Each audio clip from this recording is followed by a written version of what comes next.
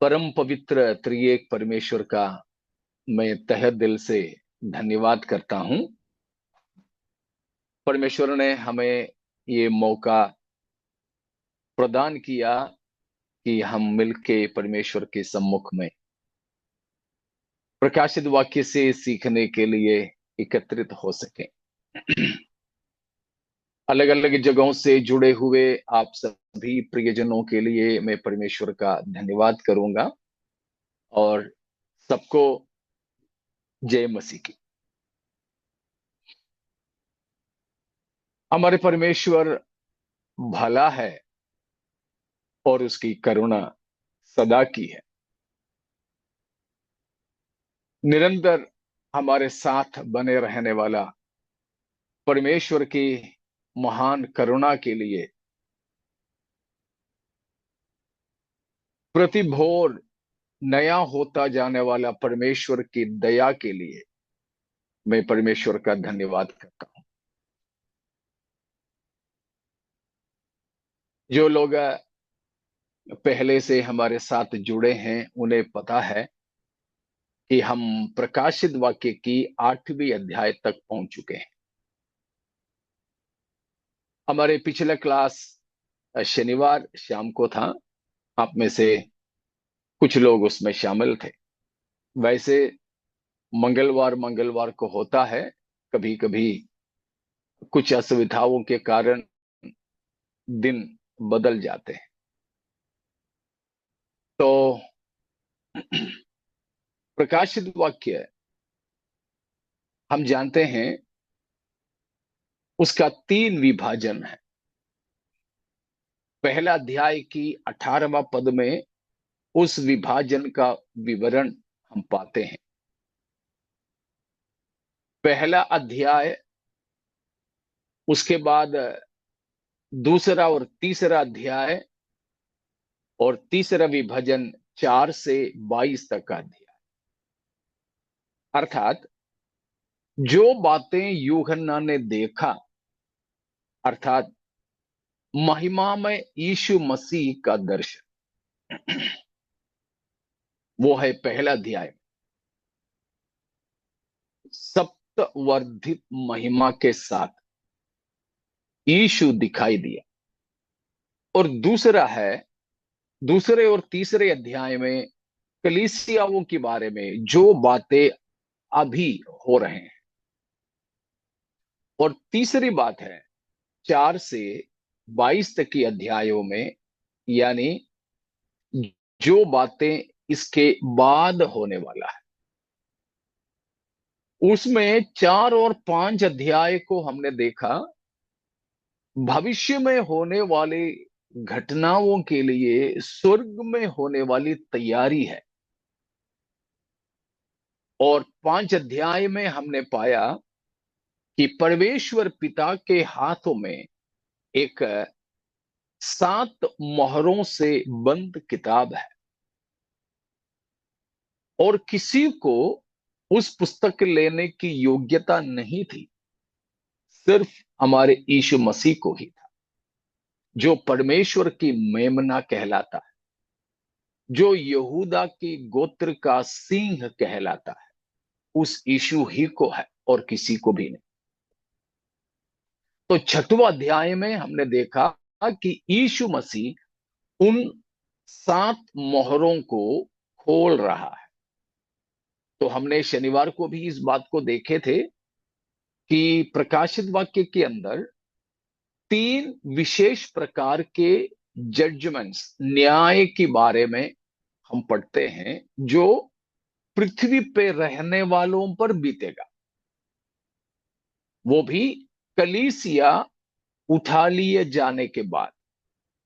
प्रभु यीशु मसीह बादलों पर आए और कलीसिया को उठा ले जाने के बाद इस पृथ्वी पे बचे रहने वाले मनुष्यों पर परमेश्वर 3 प्रकार के न्याय को भेजेंगे। एक एक न्याय में 7 प्रकार के बातें हैं। अगर ऐसा बोले तो 3 न्याय जिसका 7 7 मार है, उसका मतलब 21 प्रकार के दंड पृथ्वी पे रहने वाले लोगों पर प्रभु यीशु मसीह भेजेंगे। उसमें पहला हमने देखा कि 6वां अध्याय और 6वां अध्याय की 1 से लेकर 8वां अध्याय की पहला वचन तक 7 मोहरों के द्वारा होने वाला न्याय है। उसके बाद 8 की शुरू से लेकर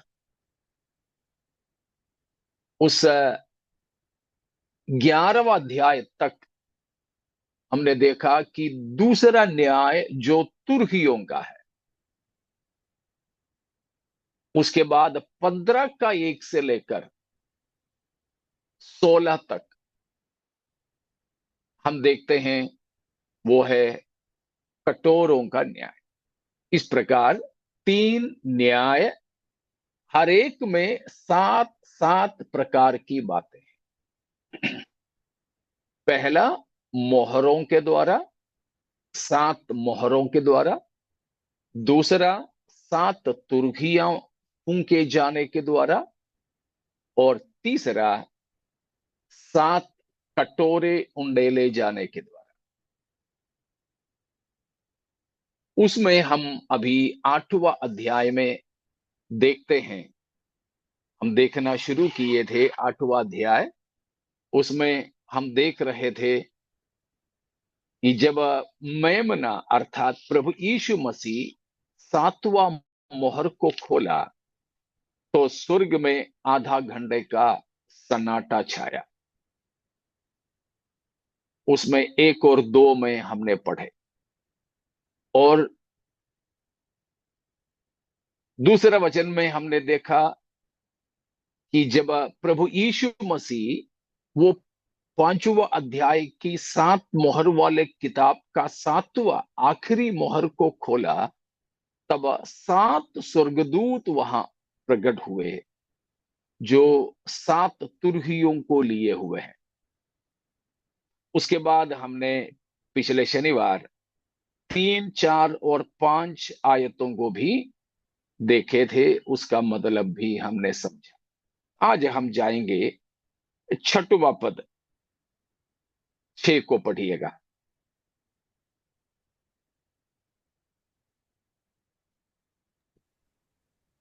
तब वे सातों स्वर्गदूत जिनके पास 7 तुरियां थी उन्हें फूंकने को तैयार हुए। हाँ, अब हम देखते हैं 7 जो है तुरहियों लिए हुए दूसरा आयत में। दूसरा पद भी पढ़ो बेटा रोहन। 7वां ना? 8 का 2, 8 का अच्छा 2। तो तब मैंने उन 7 स्वर्गदूतों को देखा जो परमेश्वर के सामने खड़े रहते हैं और उन्हें 7 तुरियां दी गई। हाँ, 7 स्वर्गदूत जिन्हें 7 तुरहियां दी गई। अब हमने उसकी 6वां पद में देखे, उन 7 स्वर्गदूत अपने तुरहियों को लेकर तैयार है।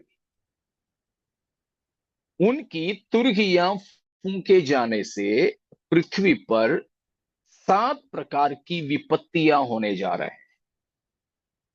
अब इससे पहले 7 मोहरों को खोले गए तो 7 विपत्तियां हुए। अब 7 तुरहियां फूंके जा रहे हैं तो और 7 विपत्तियां होंगी। जो पहले 7 मोहरों के खोले जाने से हुआ था उससे भी कठिन, उससे भी खतरनाक, उससे भी भयंकर। तो उन बातों को हम देखने जा रहे हैं। उसमें हम देखते हैं कि 7वां पद में पहला तुरही का विपत्ति है। 8वां पद में दूसरा तुरही फूंके जाने पर क्या होता है। और 10वां पद में तीसरा फूंका जाता है, और उसके बाद 12वां वचन में हम देखते हैं कि चौथा फूंका जाता है। 9 का पहले में 5वां फूंका जाता है। 9 का 13 में 6वां तुरही फूंका जाता है, 6वां तुरही। और उसके बाद 11 अध्याय की 18वां पद में आखिरी तुरही फूंका जाता है। तो 7 तुरहियां आपने देख लिए होंगे।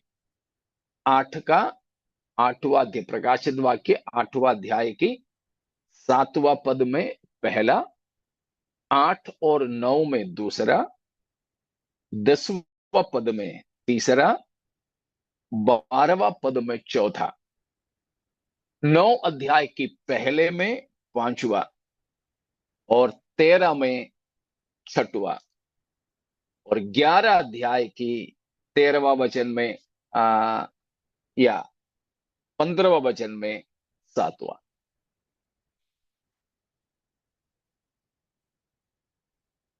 इतना समझ में आ गया आप लोगों को? इतने में कोई शक है किसी को? नहीं ना? ठीक है।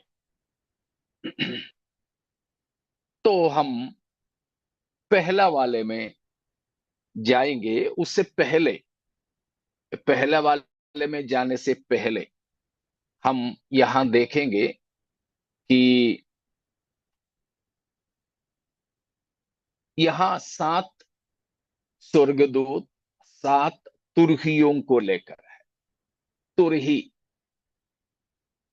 तुरही का क्या मतलब है? तुरही का क्या उपयोग है? नरसिंगे या तुरही, ट्रम्पट, मराठी में क्या बोलते हैं? करना। करुणा। ना ना, करना, वो एक शब्द बोले। करना करना। करना। हाँ। ठीक है। तो ट्रम्पट, मलयालम में उसको काहलम बोलते हैं, काहलम। तो ठीक है, नरसिंगा नहीं तो तुरही, करना, काहलम, ट्रम्पट। तो ये खास तौर पर अलग अलग प्रकार के होते थे। ये अलग अलग प्रकार के। इसको हम जानते हैं, तुरही या नरसिंगा एक म्यूजिकल इंस्ट्रूमेंट है, एक बाजा है, गीतकारों का इस्तेमाल में आने वाला एक बाजा है। वो भी एक विंड इंस्ट्रूमेंट, हवा के द्वारा चलाए जाने वाला है। बाकी कुछ है बजाते हैं, कुछ तार वाले होते हैं, कुछ खंजरी जैसे हाथ में लेकर के करने वाले होते हैं। लेकिन यह है, हवा के द्वारा फूंकने से आवाज आती है। इसको विंड इंस्ट्रूमेंट बोलते हैं, हवा के द्वारा आवाज करने वाला बाजा। वो खास तौर पे 2 प्रकार के होते थे। एक है किसी जानवर की सींग से बनाया जाता था, और दूसरा है पीतल से, पीतल, तांबा से बनाया जाता था। तो इस प्रकार 2 तरह की नरसिंगा हुआ करता था। पुराने नियम के अंदर हम उन बातों को देखते हैं। उन बातों को देखते हैं कि मुंह में रखकर फूंकने से आवाज देने वाली बातें हैं। तो हम लोग उसके बारे में देखिए, गिनती की पुस्तक 10 अध्याय का 1 और 2, गिनती 10 का पहला और दूसरा।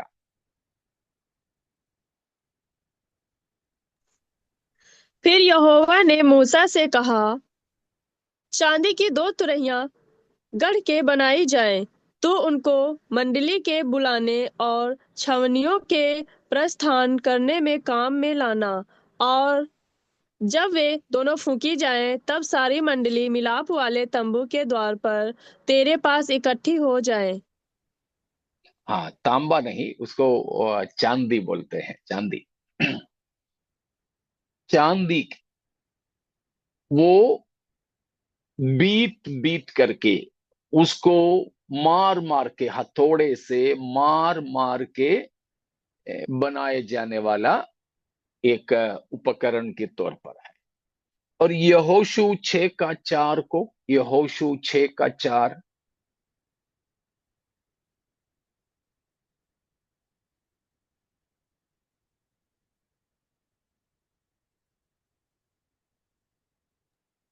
जल्दी। और 7 याजक संदूक के आगे आगे मेढ़ों के सींगों के 7 नरसिंगे लिए हुए चले। फिर हाँ, बस 7वें बेटा, दिन बस बस। यहां नरसिंगे किस चीज का है? मेढ़ों के सींग से बनाया गया। तो हमारे यहाँ की बकरों का इत्तो सा बड़ा सींग नहीं, वो मेढ़ों का बहुत, वैसे कुछ तो गुंगराल गुंगराल करके बहुत लंबा हुआ करता था। तो ये 2 प्रकार के नरसिंगे होते थे। एक है मेढ़ा, यानी बकरे के जो वर्ग में आता है, मेढ़े का सींग से, यानी जानवर की सींग से बनाया गया। दूसरा है चांदी से, चांदी की बनाया गया। तो इस प्रकार 2 तरह की नरसिंगे होते थे। अब हम जल्दी देखते हैं नरसिंगों का उपयोग क्या था, उसका इस्तेमाल किस बात के लिए किया जाता था। समय बचाने के लिए मैं पूरा पढ़वाना नहीं चाहूंगा, आपने अभी गिनती की पुस्तक से पढ़ के सुनी लिए वो किस लिए इस्तेमाल होता था करके। कुछ बातें जल्दी जल्दी बता देता हूं।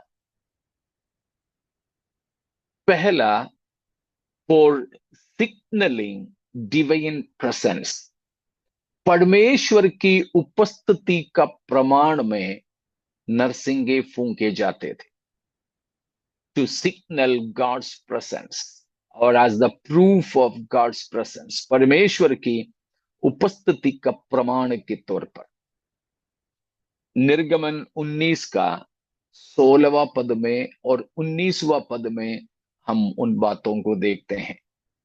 निर्गमन 19 का, एक्सोडस 19 का 16 और 19 में जब परमेश्वर होरेब की पहाड़ पर उतरा, तब वहां तुरही का आवाज सुनाई दिया।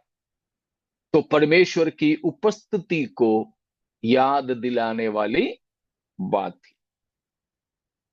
दूसरी बात, दूसरा उद्देश्य, हमने गिनती 10 अध्याय से अभी पढ़े थे। पहला, दूसरा, 5वां, 6वां, इन सारे पदों में है।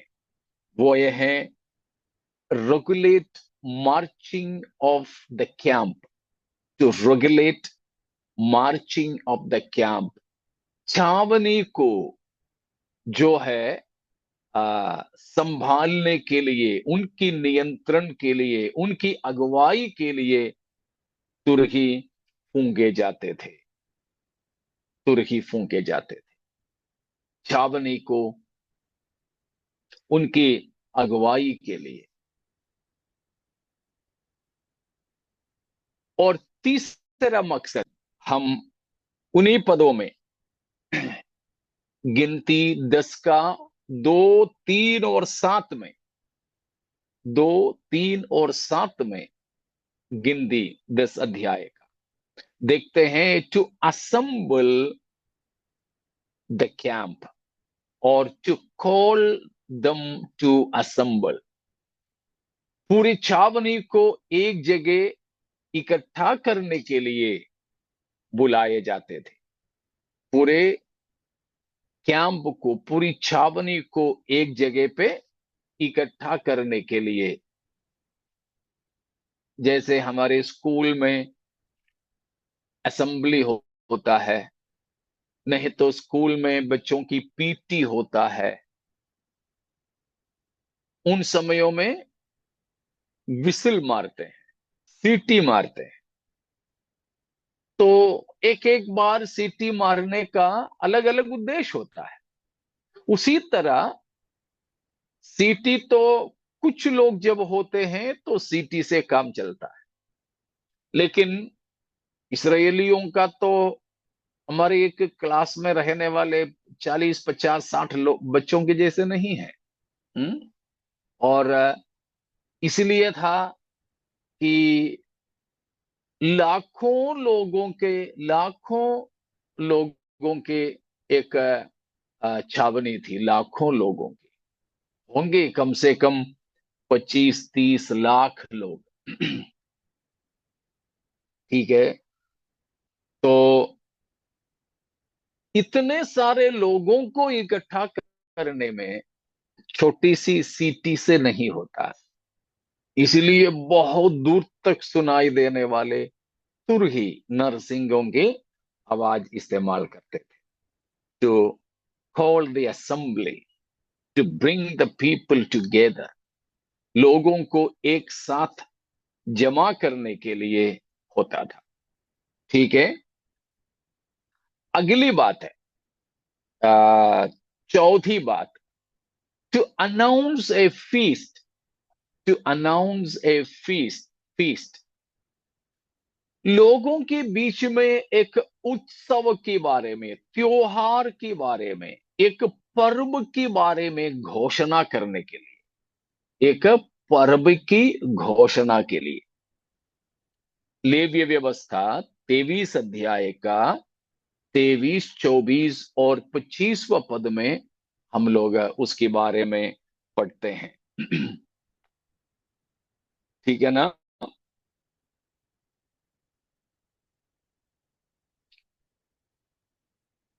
तो लेवीय व्यवस्था 23 से 25 तक परमेश्वर ने मूसा के द्वारा इसराइलियों से कहा कि तुरही फूंका जाए, त्योहार पर्व मनाने के लिए इसराइलियों को बुलाया जाए। ठीक है।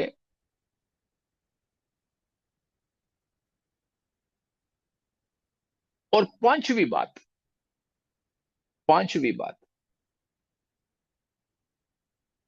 To gather the nation, to gather the nation, पूरे देश को इकट्ठा करने के लिए, पूरा देश को इकट्ठा करने के लिए। न्यायियों 3 का 27, जजेस 3:27, न्यायियों 3 का 27वां वचन।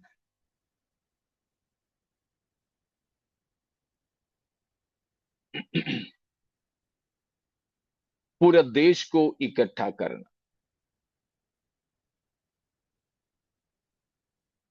छठवां उद्देश्य, तुरही फूंके जाने का छठवां उद्देश्य, to alert against an enemy, to alert against an enemy, शत्रु की उपस्थिति के बारे में लोगों को चेतावनी देने के लिए, चिताने के लिए। अगर तुरही फूंका जाता है तो उससे समझते थे कि शत्रु है, संभालना। आपको मालूम है, मुर्गी अपने चूजों को, अपने बच्चों को खिलाती खिलाती में अलग अलग तरह की आवाज करती है। मां मुर्गी कुछ आवाज, जब कोई दाना, कोई कीड़े वगैरह मिल जाते हैं, तब आ, उनको खाने के लिए बुलाते हैं। एक खास तौर पर मुझे मिमिक्री नहीं आता, नहीं तो मैं आवाज करके सुना लेता, आपको मालूम होंगे। तो वो आवाज करते हैं तो बच्चे सब दौड़ कर आते हैं। बच्चे भी एक विशेष तरह का प्यार प्यार का आवाज करते हैं। आके वो दाना नहीं तो वो खाना आ, खा लेते हैं, खा लेते हैं। कुछ कुछ है ऐसी आवाज करते हैं, कोई कौवा आया, कोई परिंदे आए बच्चों को उठाने, तो दूसरे एक आवाज करते हैं तो बच्चे सब दौड़ के माँ के पंखों के आड़ में, नहीं तो जहां जो दिखे छिप जाते हैं। इसी तरह तुरहियां भी अलग अलग आवाज करती थी। तुरहियां अलग अलग आवाज करती थी, ऐसे नहीं कि सब आवाज एक ही जैसा हो, नहीं। चाहे तो आपको एक दृष्टांत, पहला कुरिन्थियों, ख्याल पहला कुरिन्थियों में है मेरे ख्याल से।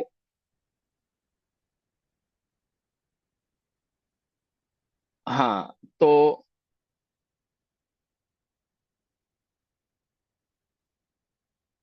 या तो वहां बताया है कि अगर सही प्रकार की आवाज नहीं तो उसका अर्थ नहीं समझ पाएंगे। आपको यह भी मालूम होगा, रेलगाड़ी के सीटी, उसका हॉर्न, हॉर्न के बारे में, वो भी अलग अलग हॉर्न बजता है। हमको तो समझ में नहीं आता, लेकिन एक एक हॉर्न का अलग अलग मतलब है।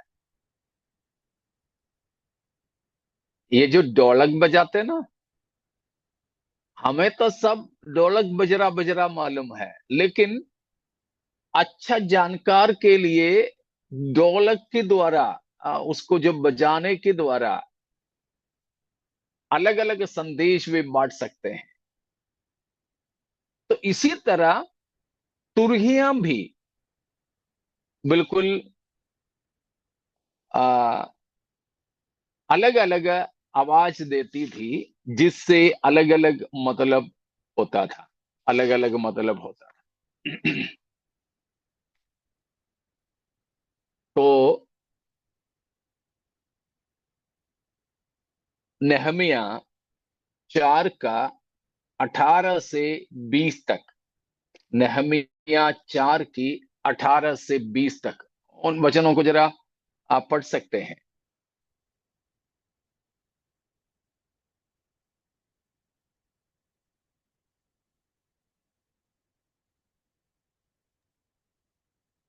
राजमिस्त्री अपनी अपनी जांग पर तलवार लटकाए हुए बनाते थे।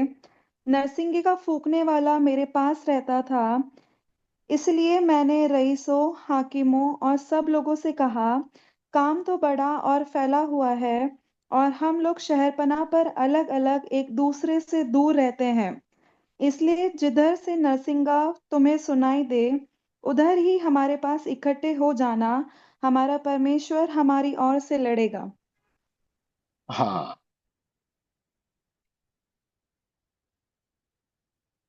तो नेहमिया के समय में नरसिंगे की आवाज से लोगों को शत्रु की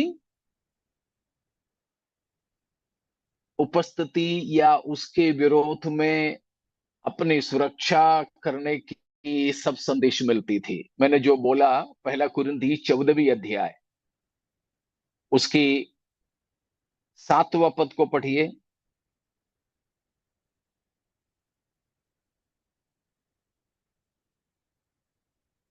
पहला कुरिन्थियों 14वीं अध्याय का 7 और 8। इसी प्रकार यदि निर्जीव वस्तुएं भी जिनसे ध्वनि निकलती है, जैसे बांसुरी या बीन, यदि उनके स्वरों में भेद ना हो, तो जो फूका या बजाया जाता है वह कैसे पहचाना जाएगा? और यदि तुरही का शब्द साफ ना हो, तो कौन लड़ाई के लिए तैयारी करेगा? देखा, इन सारे बाजों के द्वारा भी स्वर का फर्क होता है। इसलिए तुरही ही फूंके जा रहे हैं, लेकिन एक जैसा ही नहीं। तो पता ही नहीं चलेगा कि त्योहार के लिए हैं, प्रस्थान करने के लिए हैं, इकट्ठे होने के लिए हैं, लड़ाई के लिए हैं। इसलिए सबका अलग अलग बात होती थी। ठीक है। सातवां, तुर्कियों का सातवां उपयोग था to herald a new king. To herald a new king, एक नया राजा को सिंहासन पर बिठाते थे। एक नया राजा की स्थापना के समय में भी तुरही फूंकते थे। वो सुनने वालों को पता रहता था, अरे कहीं तो नया राजा आया है, ये कौन है भाई। पुराना नियम में बहुत ऐसा अनुभव है। एक दृष्टांत है, पहला राजा पहला अध्याय 34 से 41 तक। पहला राजा पहला अध्याय 34 से 41 तक। वहां पर नया राजा का स्थापना, coronation of A new king, heralding A new king, installation of A new king, आजकल की भाषा में इंस्टॉलेशन बोलते हैं, कोरोनेशन। तो नया राजा को प्रस्तुत करने के लिए भी तुरही फूंका जाता था। और आठवां है to hail a religious event. To hail a religious event, कोई धार्मिक घटना के घोषणा के लिए। यह सब यहूदियों के संबंध में पुराने नियम से हम ले रहे हैं। कोई धार्मिक आचरण या घटना के लिए, उसकी उद्घोषणा के लिए हुआ करता था तुरही फूंका जाना। पहला इतिहास 13 का 8। पहला इतिहास 13 का 8।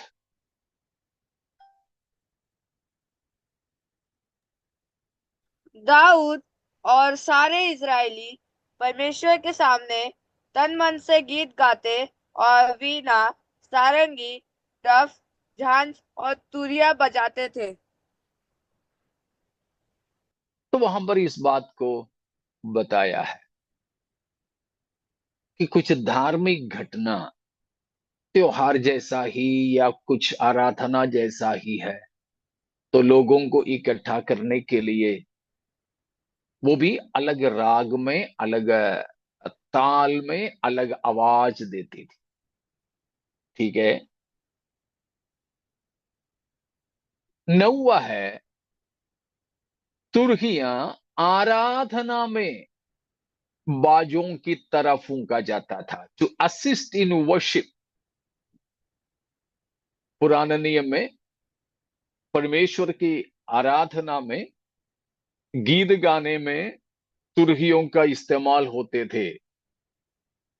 बाकी बाजे आराधना के लिए उपयोग में लाते थे वैसे ही। नेहमिया ही 12वां अध्याय की 35 से 41 तक की वचनों में वो हम देखते हैं।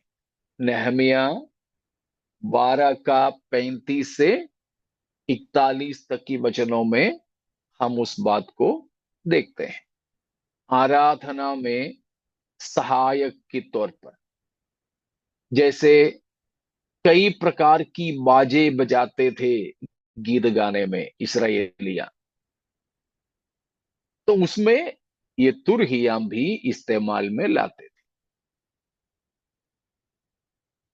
अभी भी लोग नरसिंगे फूंकते हैं गीतों में, गानों में। उसी तरह गीत गाने में, परमेश्वर की स्तुति करने में ये नरसिंगे इस्तेमाल किए जाते थे। और एक और बात है, वो है इन जजमेंट, न्याय के विषय में भी या न्याय करने के लिए भी तुरहियां फूंके जाते थे। Trumpets were used even in judgements. जफन्या की किताब में हम उस बात को पढ़ते हैं। पहला अध्याय है मेरे ख्याल से, 14 से 16 तक की पदों में है। उसको भी जरा पढ़िए।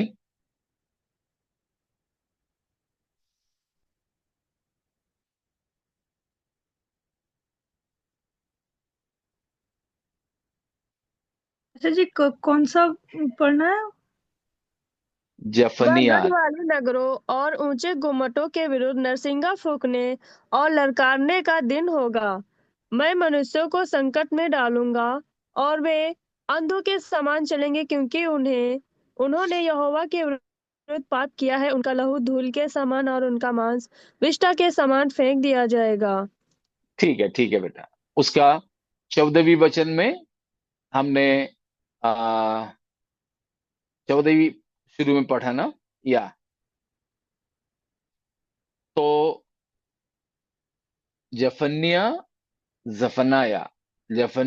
1 का 14 से 16 तक की पदों में है कि वहां पर परमेश्वर की क्रोध या परमेश्वर के न्याय की संबंध में तुरही फूंका जाएगा। यहां अभी प्रकाशित वाक्य 8 अध्याय की 6 से लेकर 11 अध्याय की आखिरी तक हम वही बात देखने जा रहे हैं कि पृथ्वी पर उस समय बचे रहने वाले लोग शैतान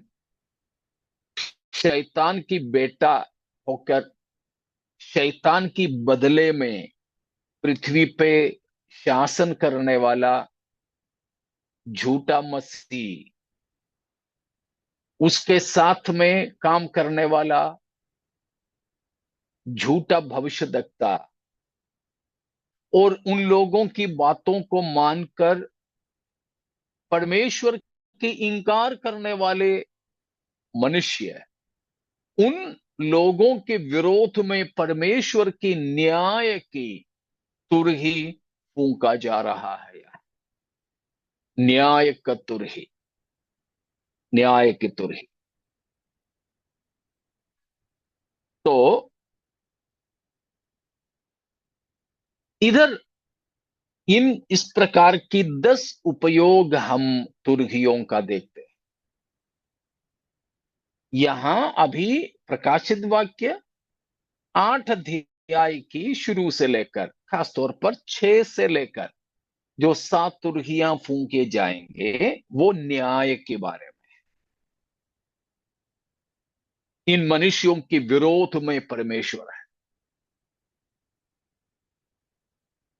और उसके अलावा भी तुरहियों के इस्तेमाल होते हैं, लेकिन फिलहाल हम उसमें नहीं जाएंगे। जैसे पहला थिस्सलुनीकियों 4 का 16-17 पदों में हम पढ़ते हैं कि प्रभु आप ही स्वर्ग से उतरेगा, तब 3 प्रकार की आवाज सुनाई देंगे। एक है हमारे प्रभु यीशु मसीह की ललकार, और दूसरा है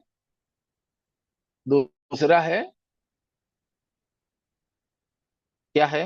3 प्रकार की आवाज होगा जब प्रभु यीशु मसीह बारात लेकर आएंगे। तब हमारे इधर भी तो बारात आएंगे तो चुपचाप से आते क्या? नहीं ना, बाजे बजाते हुए आते हैं, पूरे मोहल्ले वालों का नींद खराब कर देते हैं। कभी 12 बजे, कभी 1 बजे रात की बजाने लग जाते हैं। अगर ऐसा है तो हमारे प्रभु यीशु मसीह आएंगे बारात लेकर, तब भी चुप नहीं रहेंगे। 3 प्रकार की आवाज होंगे। 3, पहला मैंने बताया हमारे प्रभु आपका ललकार। उसके बाद दूसरा कौन सा है? आद्य दिव्य दूताची वाणी। आर्चेंजल्स। प्रधान दूत का शब्द, और तीसरा परमेश्वर के तुर्री का आवाज। परमेश्वर की तुरही की आवाज। तो वहां तुरही किस लिए फूंका जाएगा? हमको, छावनी को, कलीसिया को यहां से प्रस्थान करने के लिए है। जैसे इसराइलियों की छावनी एक जगह से दूसरे जगह की ओर जाने के लिए होता था तो तुरही फूंकते थे। वो तुरही फूंकने से पता चलता था, चलो गद्दे बिस्तर सब बांधो, अपने तंबुओं की खूंटे उखाड़ो, सब बांध करके चल पड़। सब ले लिए, चले दूसरे जगह की ओर प्रस्थान करने के लिए। तो परमेश्वर की तुरही भी इसीलिए फूंका जाएगा, हमें एक सूचना देने के लिए कि अब यहां नहीं रहना, रहना नहीं यहां हमेशा के लिए। हम लोग गीत गाते हैं ना, सियोन देश हमारा है देश। तो यहां से प्रस्थान करो दूसरी जगह की ओर। और जैसे हमने देखा गिनती 10 अध्याय में कि to gather the assembly, to gather the nation, परमेश्वर के पवित्र लोगों को अपने पास बुलाने के लिए, इकट्ठा करने के लिए तुरही फूंका जाएगा, तुरही फूंका जाएगा। शायद मैंने इससे पहले एक दिन बताया था कि कई सारे लोग गलत सोचते हैं। ठीक है, उससे पहले मैं आपसे पूछना चाहूंगा, ये जो 3 आवाज है ना,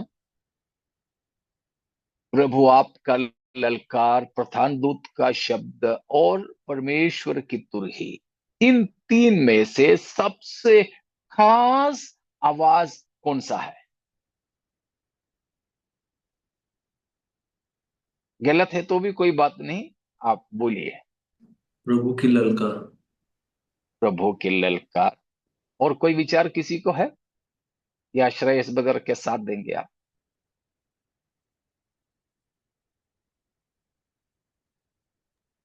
Actually, third one, the trumpet call of God. Trumpet call of God. और कुछ? प्रधान दूत का शब्द। प्रधान दूत का शब्द। इसलिए तो नहीं बोले कि वो किसी ने नहीं बोला, बाकी दोनों एक एक ने बोला तो इसको मैं बोल देती हूँ। नहीं, नहीं, ठीक है।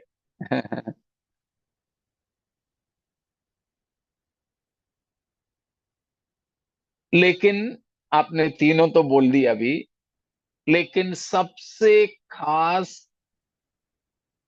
श्रेयस ब्रदर ने जो बोला वो है। मराठी में उसको ना प्रभु का आवाज नहीं लिखा है, आज्ञा ध्वनि लिखा है। आज्ञा ध्वनि, बिल्कुल अच्छी बात है। गंभीर मतलब हिंदी में ललकार, आज्ञा ध्वनि। हाँ ठीक है, बहुत अच्छा है। किस बात के लिए आज्ञा है वो? यीशु मसीह के ही मुख से निकलने वाली आवाज है। वो है हमारे मसीही, मसीह की दुल्हन की शादी में, अर्थात कलीसिया की रैप्चर, उठा लिए जाने में सबसे खास आवाज, सबसे खास आवाज परमेश्वर की तुरही, the trumpet call of God and the sound of the archangel, प्रधान दूत का शब्द, ये दोनों मात्र एक सूचना है। वो दोनों नहीं भी हो तो भी रैप्चर में कोई फर्क नहीं पड़ेगा। लेकिन राप्चर यानी कलीसिया की उठा लिया जाना, उसके लिए केवल एक ही आवाज की जरूरत है, वो है प्रभु की आज्ञा, आज्ञा ध्वनि, प्रभु की ललकार, प्रभु की ललकार।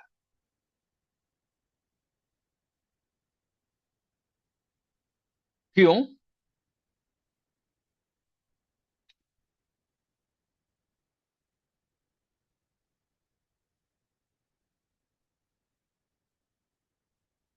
क्यों? क्यों?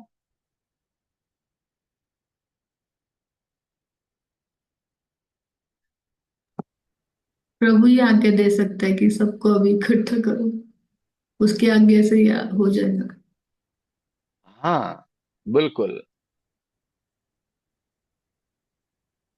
सयानदन ब्रदर के साथ में जो लोग हैं, उनके जो क्लास होता है उसमें मैं प्रभु के वचन के बारे में बताया था।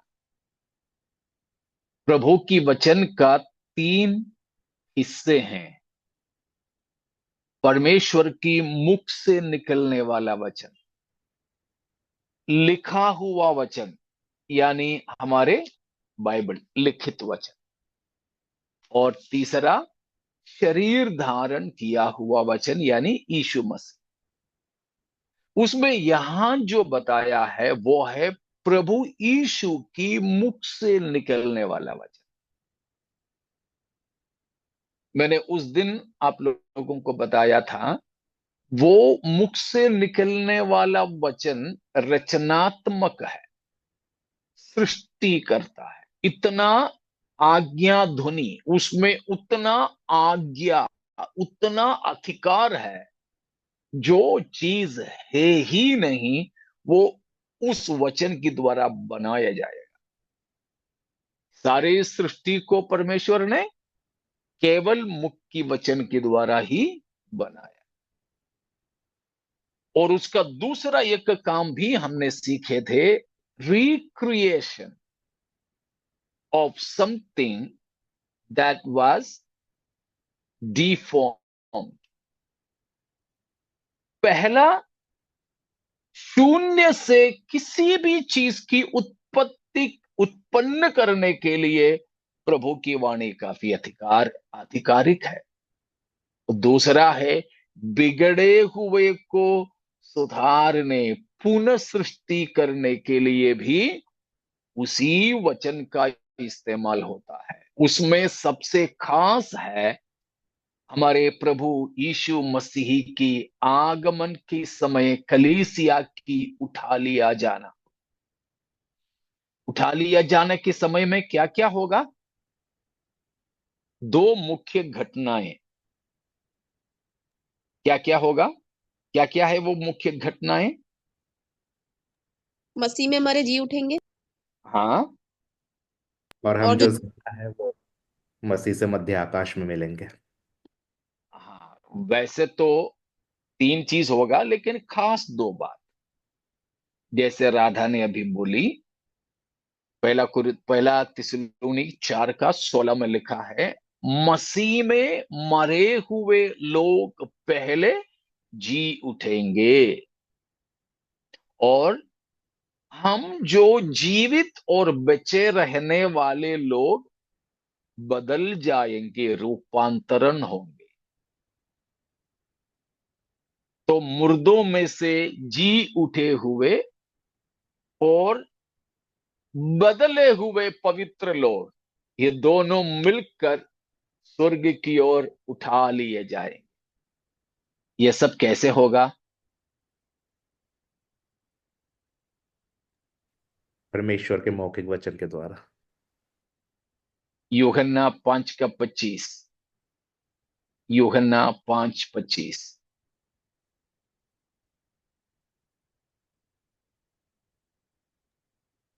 मैं तुमसे सच सच कहता हूँ, वह समय आता है और अब है, जिसमें मृतक परमेश्वर के पुत्र का शब्द सुनेंगे, और जो सुनेंगे वे जिएंगे।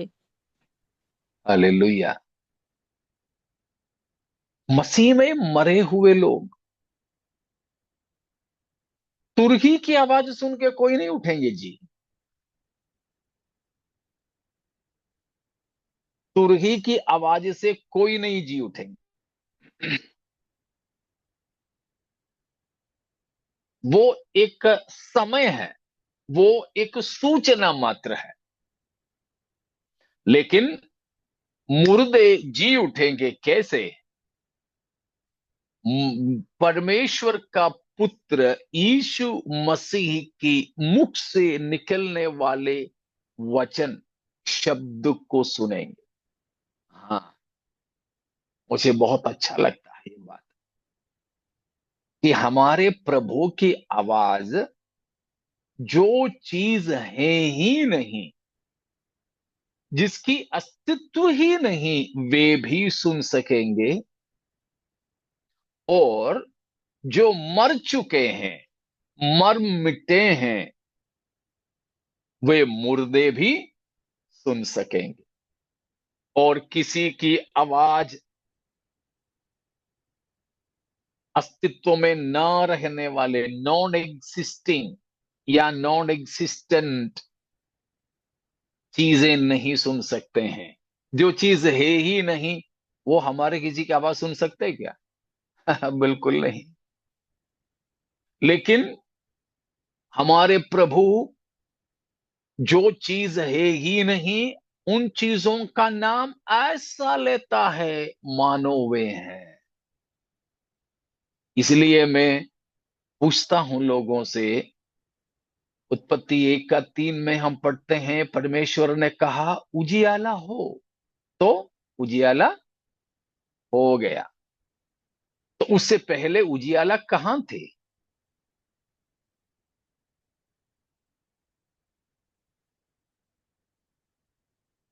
अंधेरे में छिपा था।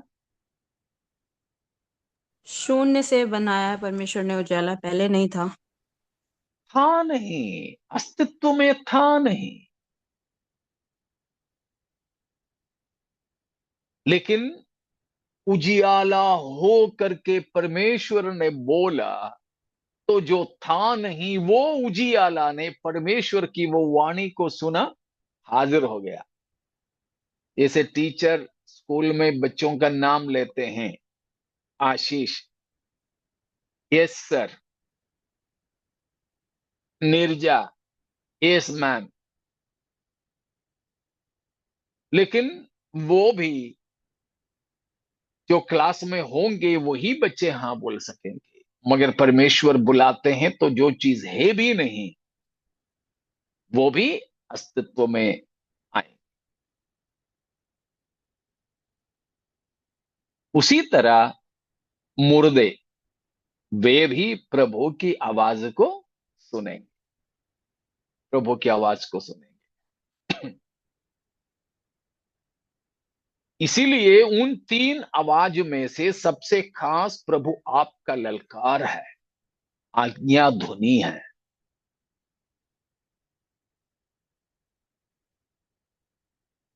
समझ में आ रहे होंगे आप लोगों को।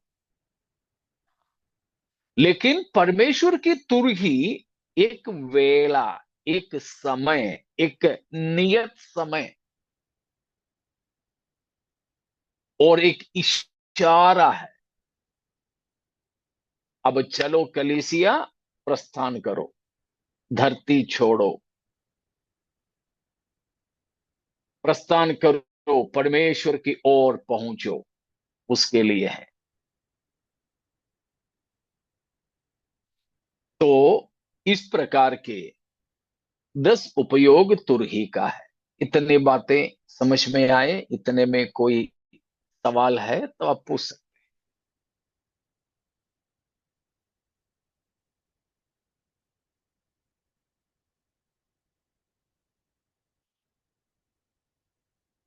आपकी चुप्पी से मैं समझूं कि कोई शक नहीं है। ठीक है, तो हम आगे 5 मिनट और। पास्टर जी, हाँ बोलिए। 8 पॉइंट लगा है तो हेल्ड रिलीजियस इवेंट, तो उसका आपने फर्स्ट क्रॉनिकल्स कितना होगा, मतलब रेफरेंस? क्या बेटा, आवाज साफ नहीं आता? सॉरी पास्टर, 8 पॉइंट में जो आपने रेफरेंस दिया था ना पास्टर जी,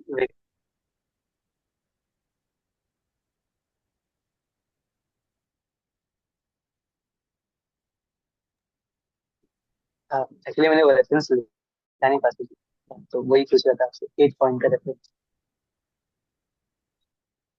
8 पॉइंट का पहला इतिहास 13 का 8 में जैसे लिखा है, first Chronicles 13 verse 8। Yes pastor ji, thank reference पूछ रहा था आप? You. Yes yes yes pastor ji, अच्छा, yes, ठीक है ठीक है ठीक है, मिल गया ना? जी, जी। ओके।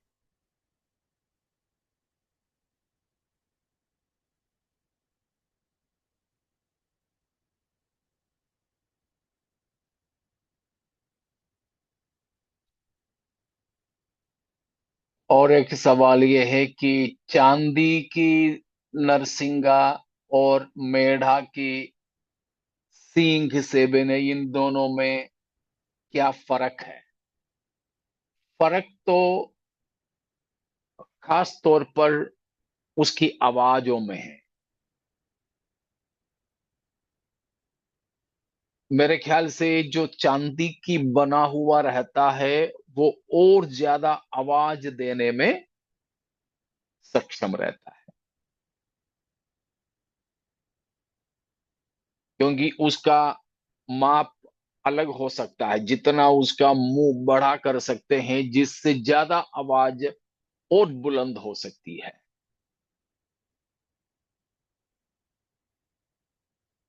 तो उस तरह का ही फर्क है दोनों में, और कुछ नहीं है। Okay, thank you pastor. और कुछ सवाल हमारे विषय के संबंध में?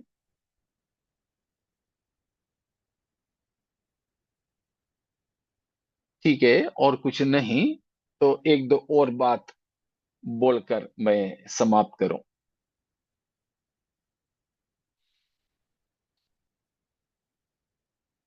यहां पर 7 तुरहियां, वैसे ही हम यहोशू की पुस्तक में भी यरीहो का शहरपना गिराने के संबंध में 7 तुरहियों के बारे में पढ़ते हैं,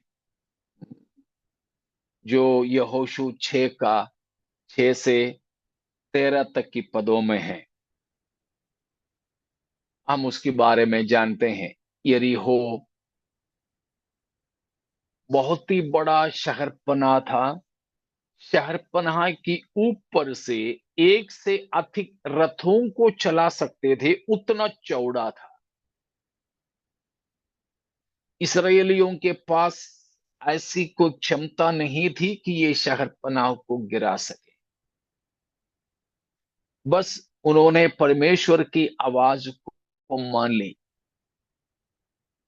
मुझे अभी भी याद है, जब मैं 10वीं कक्षा में पढ़ता था, हमारे फिजिक्स टीचर, वो भी ट्यूशन सेंटर का, स्कूल का नहीं, ट्यूशन सेंटर का फिजिक्स सर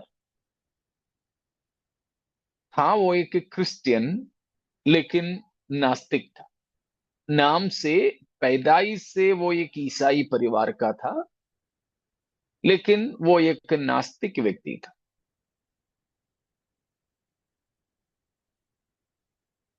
हमारे पड़ोस में रहता भी था। अब और कहीं वे लोग चले गए, मालूम नहीं कहाँ है। तो उन्होंने कहा, बाइबल की मजाक उड़ाते हुए, कि बाइबल में एक घटना है कि लोग एक बहुत बड़े शहर पनाह की चारों ओर घूमे और नरसिंगे फूंके तो शहर पनाह गिर गए। अरे बाइबल बताते हैं परमेश्वर ने गिराया। उन्होंने बोला, उसमें परमेश्वर का कोई काम नहीं, उसमें फिजिक्स का काम है। साइंस विज्ञान की काम है, भौतिक विज्ञान। मराठी में मेरे ख्याल से भौतिक शास्त्र बोलते हैं, है ना, फिजिक्स के लिए भौतिक विज्ञान। पूछे कैसे सर? बोला कि एक साइंस, एक प्रिंसिपल, एक सिद्धांत है ध्वनि का, एक इक्को, इक्को आने का। तो आवाज से बहुत कुछ होता है। तो भी मैंने उस समय मैंने उद्धार पाया हुआ व्यक्ति तो नहीं था, लेकिन तब से मेरे अंदर था। बाद में जब बाइबल वगैरह पढ़ा, उद्धार में आया, तो भी जेम्स सर ने बताया हुआ बात मेरे मन में है। मैं ये कहता हूं लोगों से कि हाँ, भौतिक विज्ञान के अनुसार की प्रतिध्वनि की, इकोइंग की सिद्धांत से वो गिरा भी हो, लेकिन वो भी सबसे पहले वो सिद्धांत को प्रस्तुत करने वाला भी परमेश्वर है। उससे पहले किसी ने ऐसा कोई सिद्धांत तो पाया ही नहीं। तो उस शहरपना गिरा दिए जाने के सिलसिले में हम 7 तुरहियों को देखते हैं। और लेवीय व्यवस्था 23 की 24 में और नंबर्स, गिनती की पुस्तक 29 की पहले में, ठीक है, लेवीय व्यवस्था 23 की 24 और गिनती 29 की 1 में हम पढ़ते हैं, इस्राएलियों के नया साल की घोषणा करने के लिए तुरहियां फूंके जाते थे। वैसे परमेश्वर की तुरही हमारे लिए फूंका जाएगा, जिसका मतलब है कलीसिया के लिए एक नया साल की शुरुआत होगा। पृथ्वी का खत्म होके स्वर्ग में हमारे प्रभु के साथ। तो आओ प्यारो, आज हम यहां समाप्त करें। प्रभु चाहेंगे तो बाकी अगले हफ्ता तो हम इस बात की आनंद में अपने जीवन को व्यतीत करें कि हमारे प्रभु के आगमन नजदीक है। हमारे प्रभु की आज्ञा ध्वनि, ललकार की आवाज गूंजने वाली है। तब मसीह में मुर्दे जी उठेंगे, जो जीवित और बचे रहेंगे पवित्र लोग, वे बदल जाए। प्रभु के हाथों में अपने जीवन को मसीह की आमद के लिए सौंप दें। पवित्रताई को हम सिद्ध करें। हमारे प्रभु की आगमन नजदीक है। कलीसिया उठा लिए जाने के बाद इस धरती पर जो लोग अविश्वासियां बचे रहेंगे, उन पर परमेश्वर का न्याय होने वाला है। उस न्याय में हम में से कोई ना शामिल हो, उसके लिए अपने जीवन को समर्पित करें। प्रभु मसीह की आगमन के लिए तैयार हो। अगर कोई भी है हमें सुनने वालों में से जिन्होंने यीशु को अभी तक प्रभु जानकर अंगीकार नहीं किया, हमारे पापों के लिए क्रूस पर मारा गया, गाड़ा गया, लेकिन तीसरा दिन फिर जी उठा, यीशु को अपना प्रभु जानकर अंगीकार करें और आने वाली परमेश्वर की क्रोध से और दंड से बचें। मसीह की आगमन के लिए तैयार हो।